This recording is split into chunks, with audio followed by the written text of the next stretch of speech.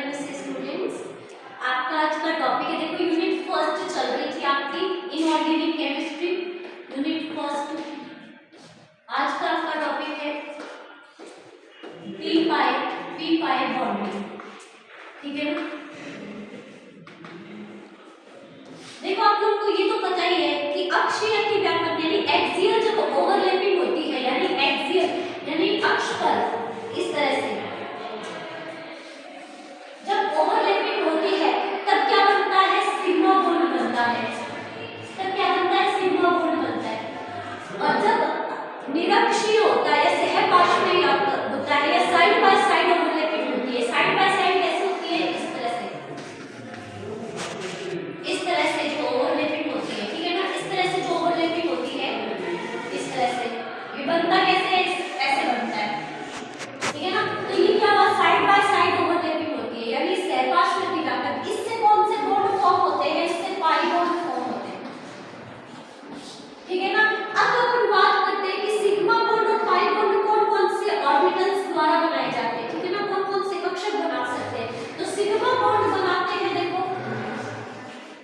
Sigma bond SS के बीच हो सकता है और PP के बीच हो सकता है, यानी S ऑर्बिटल और S ऑर्बिटल और P ऑर्बिटल और P ऑर्बिटल जब इनमें ओवरलैपिंग होती है तो सिग्मा बॉन्ड का फॉर्मेशन होता है। और पाई बॉन्ड किस-किस के बीच में बनता है, तो पाई बॉन्ड होता है PP के बीच में, PP के बीच में, ठीक है ना, और DD के बीच में, तभी पाई बॉन्ड का फॉर्मेशन होता है।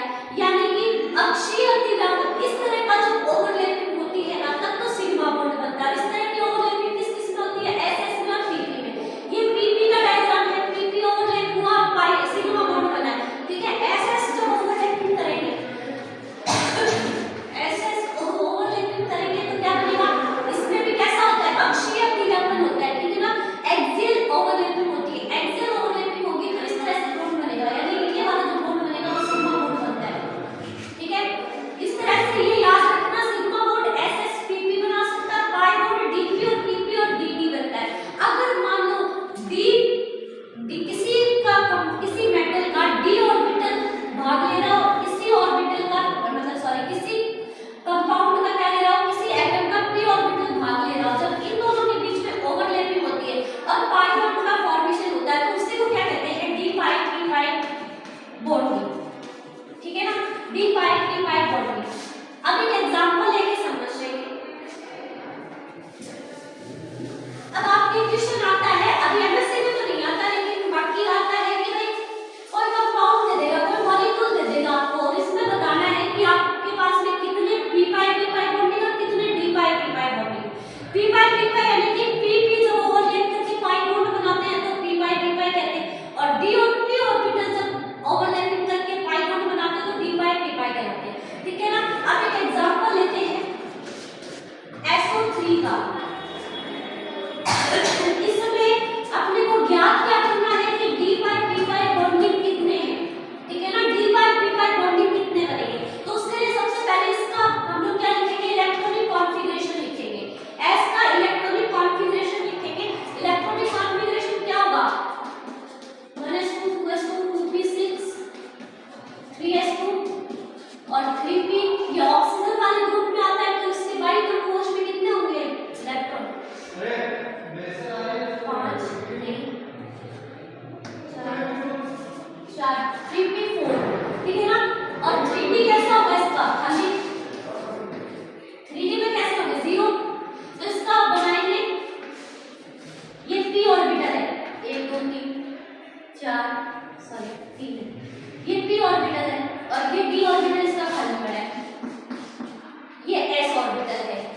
s में कितने हैं, दोनों है, p में कितने हैं 1 2 3 और ये 4, s है, d खाली है, ठीक है ना, ये s वाला है। अब इसमें देखेंगे कि इसके x साइड अपने को चाहिए कितने 3, ठीक है ना। ऑक्सीजन कितने चाहिए, देखो पहले इसके स्ट्रक्चर बनाओगे आप लोग, s double bond O double bond O double bond O, ठीक है ना। तो यानी डबल बॉन्ड में कितने होते हैं, एक सिग्मा एक पाई होता है, इसमें भी ऐसे होगा एक सिग्मा एक पाई, इसमें भी ऐसे होगा एक सिग्मा एक पाई, ठीक है ना। तो क्या होगा, अब सिग्मा बॉन्ड कैसे कैसे बनते हैं, PP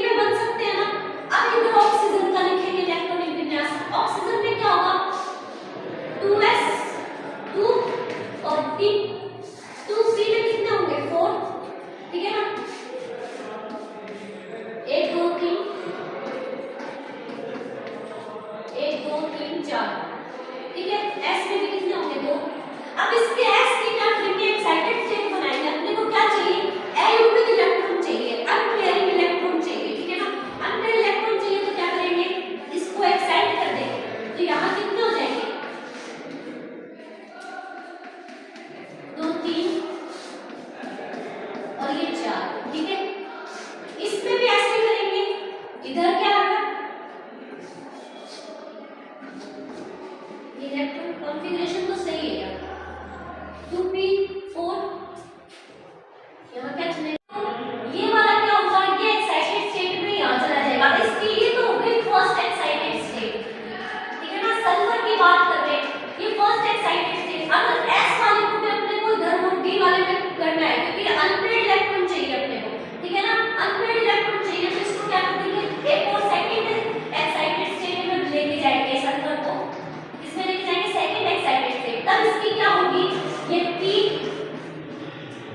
1 2 3 और D में भी कितने होंगे 2, 1 2 3 4 5, 1 और 2। ये कितने अनपेयर्ड इलेक्ट्रॉन हो गए अपने पास, 1 2 3 4 5, 5 अनपेयर्ड इलेक्ट्रॉन हो गए। अब ऐसे ही इसमें करना है, ये ऑक्सीजन, ये ऑक्सीजन,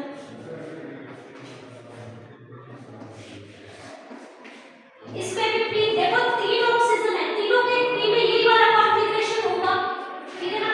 2 3 4। अब क्या करेंगे, ये जो ऑक्सीजन है वो 8 इसके साथ में, ये किसका है, सल्फर का है। सल्फर का ये P वाला है, ये P वाला है और ये D वाला है, ठीक है ना। एक बार ठीक से बना देते हैं डायग्राम। ये तो समझ में आया ना, सल्फर क्या गया, सेकंड एक्साइटेड स्टेट में गया, यानी कि D में इसके S वाला एक इलेक्ट्रॉन उधर चला जाएगा, P वाला भी एक इलेक्ट्रॉन उधर चला जाएगा, ठीक है ना। तो ये सल्फर का हो गया।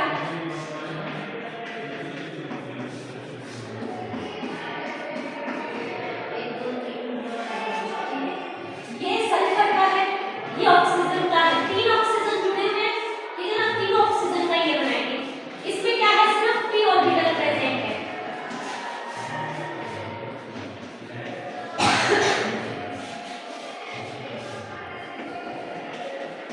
अब यहाँ पे क्या हुआ, देखो ये ऑक्सीजन का p ऑर्बिटल, p ऑर्बिटल इस सल्फर के p ऑर्बिटल के साथ में क्या बना लेगा, एक सिग्मा बॉन्ड बना लेगा, ठीक है ना। तो ये क्या हो गया, सिग्मा बॉन्ड बना।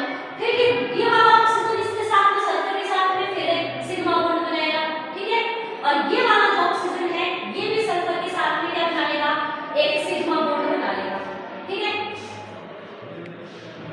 3 सिग्मा बॉन्ड हो गए, ठीक है। अब क्या करेंगे, ये वाला जो ऑक्सीजन का ये जो सिंगल बॉन्ड है वो इसके साथ में पाई बॉन्ड बना लेगा, डी पाई, ठीक है। और एक ये वाला बॉन्ड बना लेगा, ये वाला ऑक्सीजन इसके साथ में बना लेगा सल्फर के साथ में, ठीक है ना, पाई बॉन्ड। तो इसमें कितने डी पाई बॉन्ड प्रेजेंट है, इसमें 2 डी पाई बॉन्ड प्रेजेंट होंगे, ठीक है ना। 2 डी पाई बॉन्ड प्रेजेंट होंगे। तो ये है S का ऑर्बिटल, ठीक है ना। सल्फर के देखो यहाँ पर S में 2 इलेक्ट्रॉन है, P में 4 और D में 0। तो ये जो 2 वाले हैं, जो अनपेयर्ड इलेक्ट्रॉन अपने को चाहिए,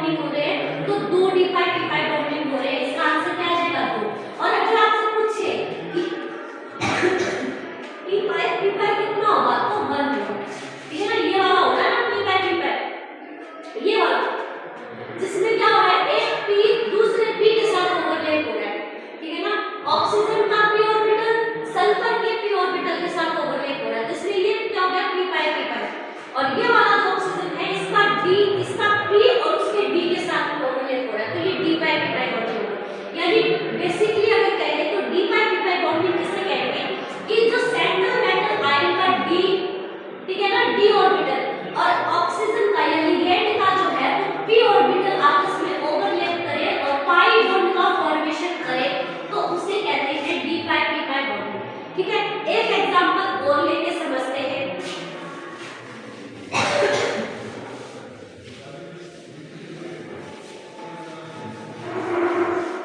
इसमें समझेंगे SO2 का, ठीक है ना। क्वेश्चन भाई डी पाई बॉन्डिंग कितने हैं, ठीक है ना। डी पाई बॉन्डिंग कितने हैं इसमें SO2 में। सबसे पहले SO2 की स्ट्रक्चर बनाएंगे। तो सल्फर SO2 की स्ट्रक्चर इस तरह से बनाते हैं। एक इसमें क्या होता है, लोन पेयर प्रेजेंट होता है, ठीक है ना। एक लोन पेयर प्रेजेंट होता है, एक सिग्मा एक पाई, एक सिग्मा एक पाई, यानी दो सिग्मा बॉन्ड बना रहे हैं और दो पाई बॉन्ड बना रहे हैं, ठीक है। अब इसमें देखेंगे पहले सल्फर का इलेक्ट्रॉनिक विन्यास देखेंगे। वही S में 2 इलेक्ट्रॉन, P में कितने 4 इलेक्ट्रॉन और D कितना 0, 1 2 3 4 5, D कितना 0, D 0, P में 4, S में 2, ठीक है। अब इसकी फर्स्ट एक्साइटेड स्टेट लेंगे। फर्स्ट एक्साइटेड स्टेट में क्या करेंगे, फर्स्ट एक्साइटेड स्टेट में क्या करेंगे, ये जो P का है वो इधर चला जाएगा। तो यानी कि इसमें कैसे होंगे 1 2 3 यहाँ पर क्या आ जाएगा, 3 अनपेड इलेक्ट्रॉन आ जाएंगे, एक ही अनपेड इलेक्ट्रॉन आ जाएगा, यानी 4 अनपेड इलेक्ट्रॉन इसमें होगा। और ये जो सल्फर की ये जो s ऑर्बिटल के जो 2 इलेक्ट्रॉन है वो कहां जाएंगे, लोन पेयर के रूप में चले जाएंगे, ठीक है ना। ये जो 2 है वो लोन पेयर के रूप में चले जाएंगे। अब अपने को इसका देखना है, ऑक्सीजन कितने हैं 2, ऑक्सीजन 2 है तो दोनों के p ऑर्बिटल बना लो।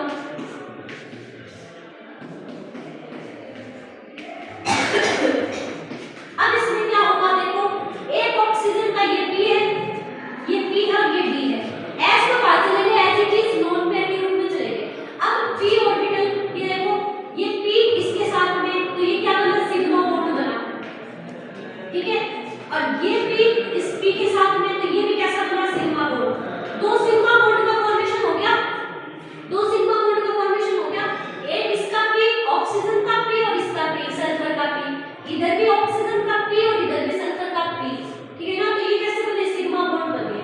अब क्या बचा, एक ऑक्सीजन का ये P ऑर्बिटल और ये P ऑर्बिटल, यानी कि इसमें एक पाई बॉन्ड बनेगा, ठीक है ना।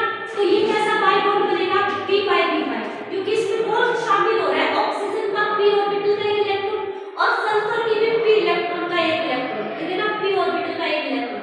तो ये कैसा बना P पाई बॉन्ड बना। अब जो बचा ऑक्सीजन का एक अनपेड इलेक्ट्रॉन और ये सल्फर का D का एक अनपेड इलेक्ट्रॉन, ये दोनों आपस में ओवरलैपिंग करेंगे तो पाई बॉन्ड का फॉर्मेशन होगा। अब पाई बॉन्ड का फॉर्मेशन होगा तो इसमें कैसा वाला पाई बॉन्ड बनेगा, इसमें बनेगा D पाई, इसमें बनेगा D पाई। तो इसमें क्या होगा, इसका आंसर क्या होगा, SO2 में D पाई कितने होंगे 1, और P पाई की बात करें तो वो कितने होंगे, वो भी 1, ये वाला P पाई।